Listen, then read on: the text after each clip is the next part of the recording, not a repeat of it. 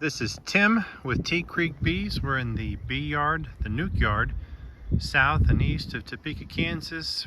We're just going through and checking the nukes. I like to come every couple of days to make sure that they're all still upright, that the doors are open and the bees are flying.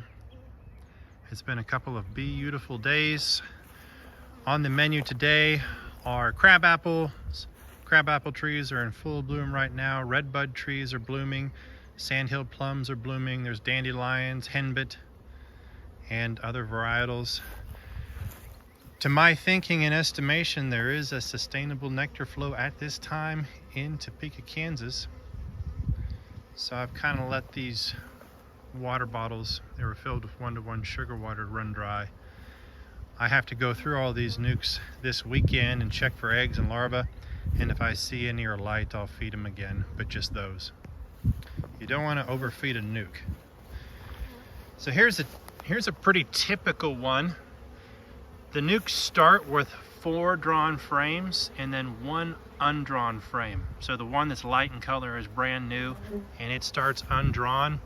And I put it right there. I sandwich it between the brood and the resource frame, and that forces the bees to walk on it and they'll draw it out. The stronger nukes have gotten a start already. And then the weaker nukes will start sometime this next coming week. The queens were added last weekend. I'll go through this weekend and I'll check for eggs and larvae, just to make sure that we have a mated queen in each one of these. If there are any that are weaker, one strategy I use is just to switch positions. So for example, this one is on track and strong, but if this nuc just down the way was weak, I might just switch positions, and that way the field force from the strong one would go into the weak colony and strengthen it. And that usually works very well in a situation where you have a lot of hives in one location.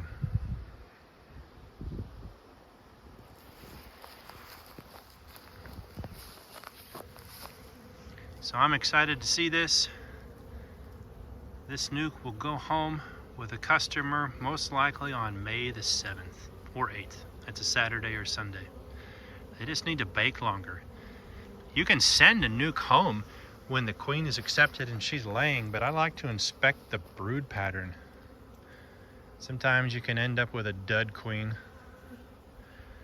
So I like to check that. Which means you got to keep the nucs on site for a few weeks.